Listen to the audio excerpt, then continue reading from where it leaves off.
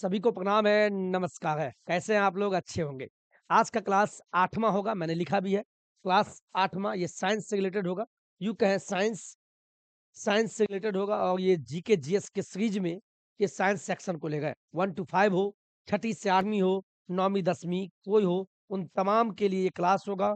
One shot यूँ कहें revision, आपको हम रिवीजन करवा रहे हैं और रिवीजन में हम क्या दे रहे हैं, ये बीपीएससी में भी काम आएगा और बीपीएससी से आयोजित कोई भी एग्जाम, खासकर टीआरई जो 4 या 5 और 6 जो भी आवे, इसमें आपका साइंस साइंस में ये मिक्सअप होगा और ये टॉप टॉप 50 क्वेश्चन को लेके आए हैं और लगातार आपको हम क्लास भी ले रहे हैं। ये क्लास 8वाँ होगा, प्रीवियस ईयर क्वेश्चन होगा, एमसीक्यू टाइप में, मल्टीपल चॉइस क्वेश्चन में, हम वन लाइनर फॉर्म में ये क्लास हम ले रहे हैं। तो आप बने होंगे। पिछला क्लास आप नौकरी तक के यूट्यूब चैनल पे प्लेलिस्ट में जाके बीपीएससी टीआरई 4 5 का साइंस है, उसमें 7 वीडियो है और ये आज वाला अभी वाला 8वाँ अपलोड हो जाएगा। ये न सोचे कल पढ़ेंगे, कल भी वीडियो रहेगा, लेकिन आज का आज पढ़िएगा तो अच्छा रहेगा।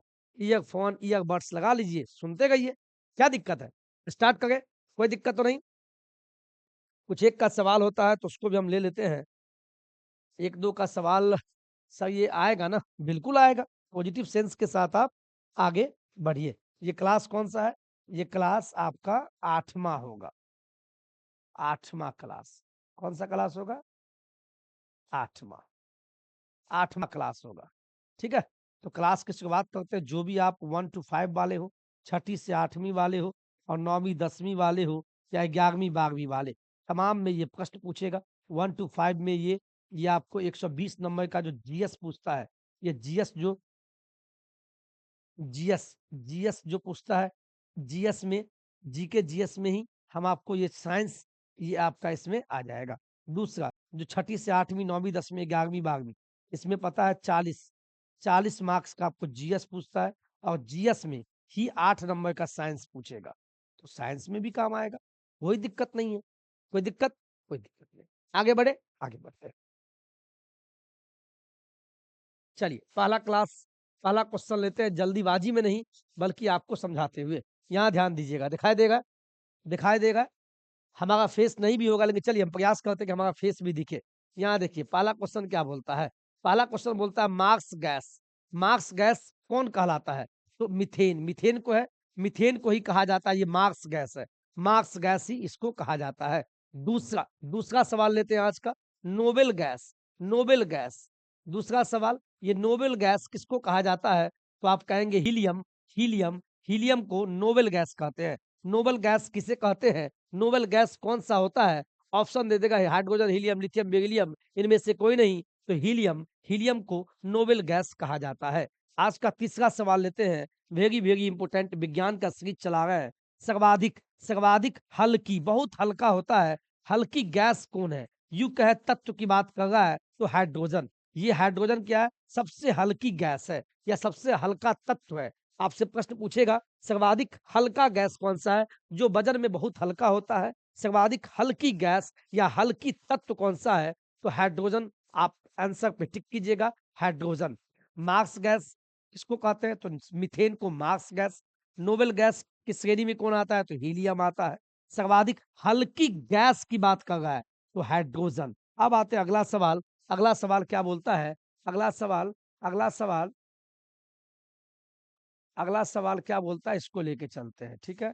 शायद यहाँ से हाँ, अब ठीक है? अब दिखाई देगा। चलिए, यहाँ ध्यान दीजिएगा। अब आते हैं, सर्वाधिक हल्की धातु की बात की गई है। धातु, गैस की बात नहीं किया गया है। गैस की बात यहाँ नहीं कर रहा है। मैंने क्या बोला? गैस की बात नहीं है, धातु की बात कर रहा है। सबसे हल्की धातु कौन है? मेटल की बात कर रहा है, तो लिथियम। लिथियम सबसे हल्की धातु है, लेकिन जब सर्वाधिक हल्की गैस की बात करें या हल्की तत्व की बात करें, तो हाइड्रोजन है। हाइड्रोजन है, याद रखिएगा। लेकिन जब धातु की बात करें सबसे हल्की, लिथियम। लिथियम जो है सर्वाधिक हल्की धातु है। अगला सवाल लेते हैं, सबसे भारी धातु धातु धातु की बात किया, सबसे वजनदार धातु कौन है?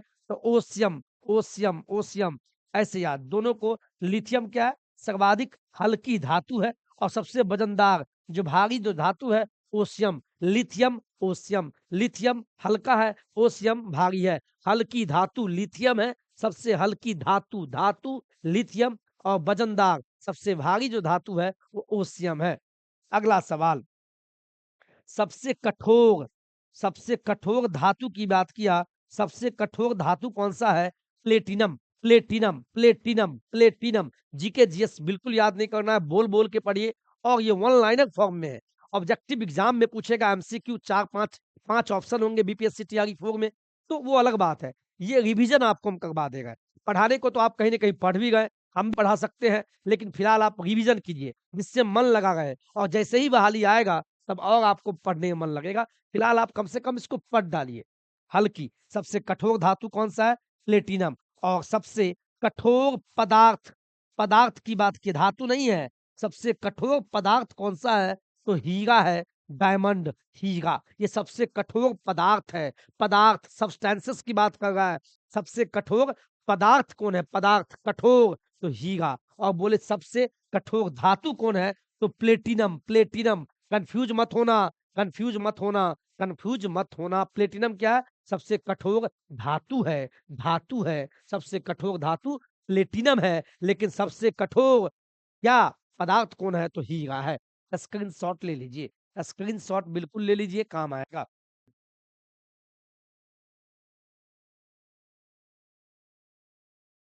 अगला सवाल लीजिए, अगला सवाल, सर्वाधिक प्रत्यास्थ धातु कौन-सा है? सर्वाधिक बात किया, सर्वाधिक प्रत्यास्थ धातु कौन-सा है? तो स्टील है। सर्वाधिक प्रत्यास्थ धातु, धातु मतलब मेटल की बात कर रहा है तो स्टील है। अब देखिए, आपके घर में जो हैप्पी बर्थडे टू यू होता है, या जो गुब्बारा होता है, बैलून, गुब्बारों तथा वायुयान, यानी प्लेन की बात किया गया है। गुब्बारों तथा वायुयान के टायर जो होता है, टायर मतलब व्हील्स, उसमें जो भरी जाने वाली गैस कौन-सा है? तो हीलियम, हीलियम, हीलियम गैस। जो गुब्बारा, जो हैप्पी बर्थडे जो बनाते हैं, गुब्बारा हाथ से छूटता है बच्चे के, ऊपर चला जाता है, क्यों? हीलियम हल्का होता है। तो गुब्बारा हो या वायुयान हो, ये प्लेन, उसके जो चक्का होते हैं, गुब्बारा या वायुयान के जो टायर होते हैं, उसमें भरे जाने वाली जो गैस है, हीलियम है। Very very important, helium. अगला सवाल, अश्रु गैस, बचपन में पढ़े होंगे। अश्रु गैस, अश्रु गैस का मतलब क्या? अगर रूम पैक कर दे, उसमें अगर ये गैस छोड़ दे, तो आपको आंख से आंसू आने लगेगा। तो कौन सा गैस है जो अश्रु गैस है? तो कहिएगा क्लोरो एसिटोफिनॉन, क्लोरो एसिटोफिनॉन, ये अश्रु गैस कहलाता है। और ये हंसाने वाली गैस कौन है? ये गैस अगर आपके रूम में छोड़ दे, कौन सा गैस है? Nitrous oxide N2O, nitrous oxide N2O, ये ऐसी गैस है, अश्रु नहीं बल्कि हंसाने वाली गैस है। अगर ये गैस आपके रूम में छोड़ दे, रूम पैक कर दे, और 10 आदमी को भी पैक कर दे, गैस छोड़ने के बाद N2O, इसके बाद सब लोग हँसने लगिएगा ऐसे खूब। और अश्रु गैस कौन है? अश्रु गैस क्लोरो एसिटोफिनोन है। अगर ये आपके रूम में छोड़ दे, तो आँख में जलन होगा और आँख से आँसू ही आने लगेगा। स्क्रीनशॉट ले लीजिए, कोई दिक्कत? चलिए आगे बढ़ते हैं। साइंस का है, मिक्सअप क्वेश्चन है, यहाँ ध्यान दीजिएगा। चलिए, ये सवाल लीजिए क्या बोलता है? जल, जल की अस्थाई, अस्थाई नहीं, कोरस्पोंडेंस हो गया। जल की अस्थाई कठोरता का जो कारण है, क्यों का जल, यानी जल जो होता है, जल में जो शुद्धि नहीं, अस्थाई कठोरता क्यों पाया जाता है? तो कहिएगा कैल्शियम एवं मैग्नीशियम के बाई कार्बोनेट का घुले होने के कारण, जल में अगर किसी जल में कैल्शियम के साथ में मैग्नीशियम का बाई कार्बोनेट अगर घुला हुआ है, तो वह जल जो है अस्थाई कठोर कहलाएगा। वह जल अस्थाई कठोर। तो क्या मैंने बोला है कि कैल्शियम और मैग्नीशियम का बाइकार्बोनेट अगर जल में घुला हुआ है, तो वो जल अस्थायी रूप से कठोर होगा। लेकिन अगला सवाल मिलता जुलता, ध्यान दीजिएगा, जल में हटा दिया, अस्थाई की बात कर रहा है। जल में अस्थाई कठोरता का क्या कारण है? तो कहिएगा कैल्शियम एवं मैग्नीशियम। दोनों में कैल्शियम मैग्नीशियम है, देख लीजिए, इसमें भी कैल्शियम मैग्नीशियम। लेकिन इसमें क्या है? कैल्शियम और मैग्नीशियम के सल्फेट के घुले रहने के कारण, कैल्शियम और मैग्नीशियम के सल्फेट के घुले रहने के कारण क्या होता है? जल का अस्थाई कठोरता होता है। अगला सवाल, जल की अस्थाई या अस्थाई कठोरता दूर कैसे होगा? तो जल में सोडियम कार्बोनेट को मिलाकर जल की अस्थाई एवं अस्थाई कठोरता को हम दूर कर सकते हैं। ये 3 सवाल याद रखिएगा। जल में अस्थाई कठोरता क्यों पाया जाता है? तो कहिएगा कैल्शियम एवं मैग्नीशियम के बाइकार्बोनेट के कारण, पहला सवाल। दूसरा, जल में अस्थाई और नहीं, जल में अस्थाई कठोरता क्यों होता है? क्या कारण है? तो बोलिए कैल्शियम एवं मैग्नीशियम के सल्फेट के घुले होने के कारण। लेकिन जल में अस्थाई अस्थाई कठोरता को दूर कैसे किया जाए? तो कहिएगा कुछ नहीं, जल में क्या करेंगे हम? सोडियम कार्बोनेट को मिला देंगे तो जल का अस्थाई एवं अस्थाई कठोरता दूर हो जाएगा। कितना बढ़िया लग रहा है। ऐसे ही प्रश्न पूछता है। तो प्रश्न कहाँ से पूछेगा? एनसीईआरटी से पूछेगा और एनसीईआरटी का ये वन लाइनर फॉर्म में है और ये स्पीडी का है। और ये स्पीडी का बीपीएससी का बुक नहीं आता है, लेकिन बीपीएससी के अलावा और भी एग्जाम में पूछा जाता है और यहाँ से भी प्रश्न पूछ सकता है, इसीलिए आपको हम पढ़ा रहे हैं। तो धन्यवाद स्पीडी पब्लिकेशन को कि उनका बेहतरीन ये नोट्स आपको चाहिए तो प्ले स्टोर से भी आपको 39 पेज का नौकरी तक डाउनलोडिंग कीजिएगा, उसके अंदर जाके रामबाण बुक है, 106 रुपया में आप ले लीजिए। ठीक है? चलिए।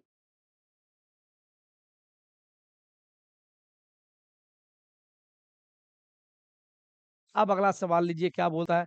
अगला सवाल बोलता है जल का शुद्ध रूप कौन सा है? प्योर जल, जल तो हम भी पीते हैं, घर में भी पीते हैं, पानी, जल, वाटर। तो जल का शुद्ध रूप कौन सा है? तो जो वर्षा होता है तो वर्षा का जल को जल का शुद्ध रूप माना जाता है। अगला सवाल, भारी जल, भारी जल का जो रासायनिक यौगिक होता है D2O बोलते हैं, D टू ओ। भारी जल का अनुभार कितना होता है? तो बोलिएगा 20 होता है। भारी जल का जो अनुभाग होता है, भारी जल को रासायनिक सूत्र में D2O बोलते हैं, उसका अनुभाग अनुभाग कितना है? 20। अगला सवाल, जो भारी जल होता है यानी D2O का खोज कब हुआ? तो 1932 ईस्वी में हुआ। किसने किया? दो साइंटिस्ट ने किया था, यूरे एवं वार्सबर्ग। यूरे एवं वार्सबर्ग ने 1932 में भारी जल का खोज यानी D2O का खोज किया 1932 में। इससे प्रश्न पूछा है कि भारी जल का रासायनिक नाम क्या है? तो कहिएगा ड्यूटेरियम ऑक्साइड। ड्यूटेरियम, डी से ड्यूटेरियम, ओ से oxide, D two O deuterium oxide, यही इसका रासायनिक नाम है। इसकी खोज 1932 में हुआ। यूरे एवं वार्सबर्ग ने 1932 में किया था भारी जल। अगला सवाल देखिएगा, कृत्रिम वर्षा यानी आर्टिफिशियल जो रेन होता है, आजकल तो ठीक है मौसम का ऐसा मार है जब वर्षा नहीं होता है तो आप वर्षा भी करा सकते हैं, बताइए।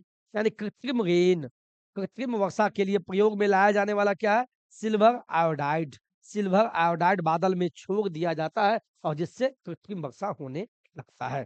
अगला सवाल देखिए क्या बोलता है, लोहा, जो आयरन, लोहा का सबसे शुद्ध रूप कौन सा है? लोहा का सबसे शुद्ध रूप पिटवा, पिटवा लोहा है।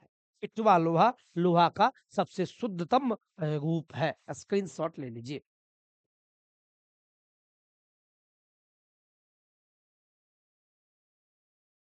चलिए अगला सवाल लेते हैं भैया, क्या बोल रहा है अगला सवाल, क्या बोलता है?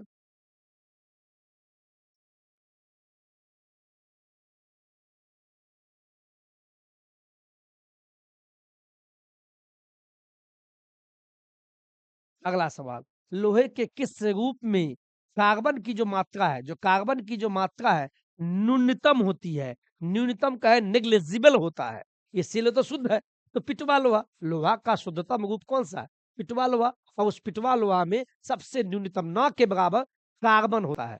तो सिंपल सा बात है, वो लोहा क्या हो जाएगा? पिटवा लोहा शुद्ध रूप में आ जाएगा। उसी को घुमा के पूछा है।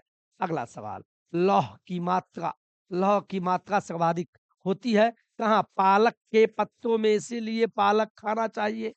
हरी सब्जियों में, जो ग्रीन वेजिटेबल्स है, साग खाइए, लाल साग, हरा साग, पालक, ये सब खाने से आपको आयरन की मात्रा यानी ब्लड जो है, जो रक्त है, रुधिर है, इसीलिए कहता है ना खून की कमी है, तो खून की कमी है तो पालक खाइए, पालक या हरी सब्जी खाइए, उसमें लौह की मात्रा यानी युक्त है, इसमें आयरन की मात्रा अधिक होती है।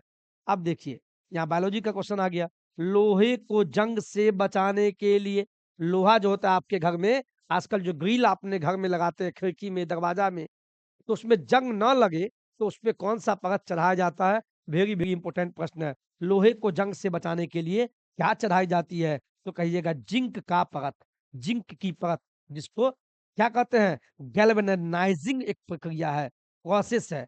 गैल्वेनाइजिंग प्रक्रिया है, इसी के माध्यम से लोहे को जंग से बचाते हैं, जिसमें कहते हैं जिंक की परत हम चढ़ाते हैं। वेरी, वेरी इंपोर्टेंट प्रश्न है, तो आप अपना स्क्रीनशॉट ले लीजिए।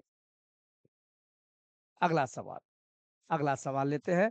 अगले सवाल की तरफ बढ़ते हैं। विद्युत विद्युत एवं उष्मा का सर्वोत्तम चालक कौन सा है?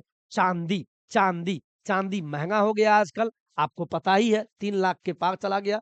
1 किलो का दाम 3 लाख, बताइए। तो विद्युत एवं उष्मा का सर्वोत्तम चालक चांदी है।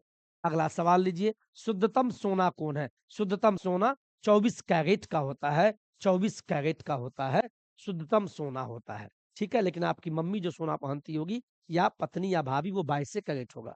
24 कैरेट शुद्धतम हुआ। इससे कोई नेकलेस नहीं बन सकता है, कोई हार नहीं बन सकता है, कोई ऑर्नामेंट्स नहीं बन सकता है। इसीलिए 22 कैरेट सोना में कुछ मिक्सअप किया जाता है, जिससे आपका कोई ऑर्नामेंट या गहना बन सकता है।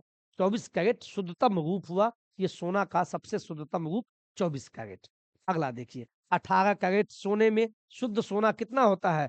75%। 18 कैरेट का भी सोना आता है, लेकिन उसमें 75% शुद्ध सोना रहता है, बाद बाकी मिक्सअप है। अगला देखिए। बेवकूफों का सोना कहलाता है पायराइट्स। पायराइट्स क्या है? पायराइट्स बेवकूफ बेवकूफ लोग ऐसा सोना खरीद लेते हैं, तो बेवकूफों का सोना पायराइट्स को कहते हैं। अगला सवाल लीजिए। लोहा लोहा निकेल एवं क्रोमियम मिश्र धातु है। स्टेनलेस स्टील, जो स्टील जो अपने घर में यूज करते हैं, स्टेनलेस स्टील, इसमें क्या क्या होता है? लोहा, निकेल एवं क्रोमियम मिक्स होता है, या लोहा, निकेल एवं क्रोमियम स्टेनलेस स्टील में मिक्स होता है। अगला सवाल लीजिए। सोल्डर सोल्डर या टाका मिश्रण है सीसा एवं टीन का। सीसा एवं टीन का, सीसा एवं टीन का, सीसा एवं टीन मिक्सअप है। क्या चीज में भाई? सोल्डर, टाका जो लगाते हैं इलेक्ट्रिसिटी वाले लोग, इलेक्ट्रिशियन सब, ये क्या है? यह एक, ले लीजिए, स्क्रीनशॉट ले लीजिए। अगला सवाल लीजिए, क्या बोलता है? बहुत बढ़िया सवाल है। यहाँ देखिए क्या बोलता है। क्वार्ट्ज में क्या होता है? तो सिलिकॉन एवं ऑक्सीजन, सिलिकॉन एवं ऑक्सीजन। इसको बोल बोल के पढ़िएगा तो आपको याद भी होगा, भूलेंगे भी तो भी याद होगा, बस आप रिवीजन करते रहिए। क्वार्ट्स में क्या होता है? सिलिकॉन एवं ऑक्सीजन होता है। अगला सवाल। प्राकृतिक रबर, जो रबर होता है, प्राकृतिक रबर जो बहुलक है, किस चीज का? आइसोप्रीन का बहुलक है। आइसोप्रीन का ये बहुलक है। प्राकृतिक रबर आइसोप्रीन का बहुलक है। अगला सवाल। सबसे उत्तम कोयला कौन सा है? तो एंथ्रासाइट। एंथ्रासाइट क्या है? सबसे उत्तम कोयला है, सबसे बेस्ट कोयला एंथ्रासाइट है। कांसा, कांसा जो मिश्र धातु है, यह किससे बना होता है?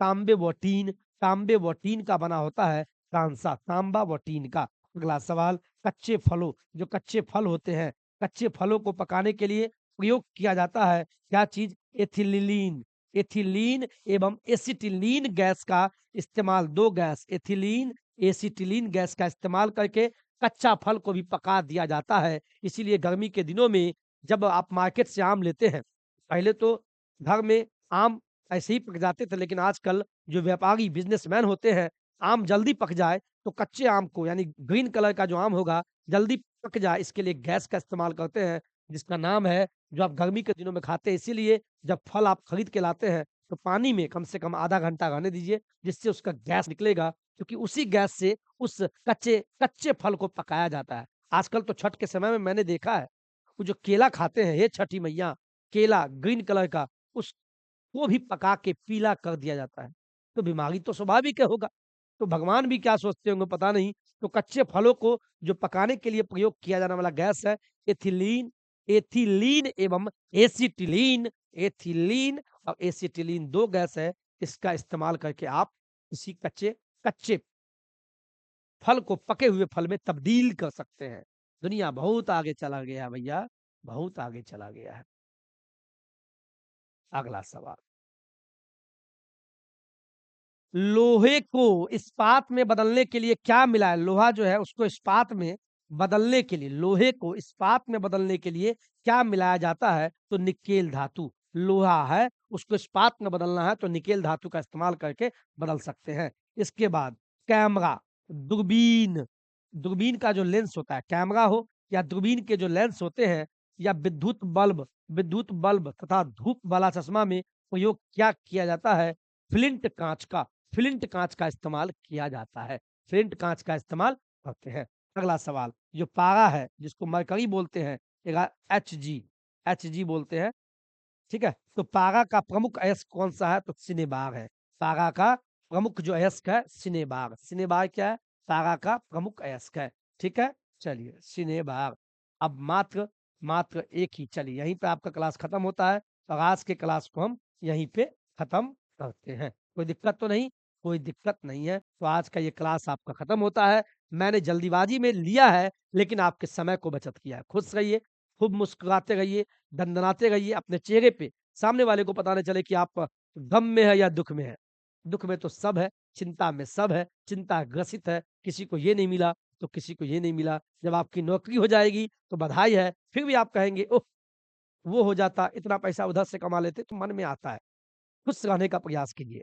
जीवन में खुशी कहीं से आप ला नहीं सकते हैं, खरीद नहीं सकते हैं। चाहे आप टैबलेट, मोबाइल खरीद लीजिए, महँगा से महँगा गहना खरीद लीजिए, महँगा कपड़ा खरीद लीजिए, कुछ भी, चिंता तो रहेगा। इसीलिए हँसते रहें और दूसरे के चेहरे पे हँसी लाते रहें। एक बार हँसिए, हमेशा हँसिए। खुश रहिए। जय हिंद, जय भारत। और दूसरा, नोट्स के लिए बोल रहे थे ना आप, साहब अगर नोट्स आपको चाहिए, मैं फिर बता दूँ, अगर आपको नोट्स चाहिए, ये वाला नोट्स चाहिए, मैं आपको बता दूँ, ये आपको नोट्स चाहिए, मान लीजिए नोट्स, ये जो नोट्स है मेरा, ये जो नोट्स है, ये आपको नोट्स जो है रामबाण बुक करके आपको रामबाण, ये बुक रामबाण बुक, ये 39 पेज का है।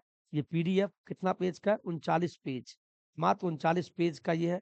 और ये आपको हमारे प्ले स्टोर से नौकरी तक डाउनलोडिंग कर लीजिएगा। वहां से इसको डाउनलोडिंग, वहां पे आपको 96 रुपया दिखेगा, 106 रुपया कटेगा। डाउनलोडिंग करके प्रिंट करा लीजिएगा। प्रिंट करा के आप इसको पढ़िए और हम भी आपको पढ़ा भी गए और पढ़ते हुए भी। ठीक है, चले आप। जय हिंद, जय भारत।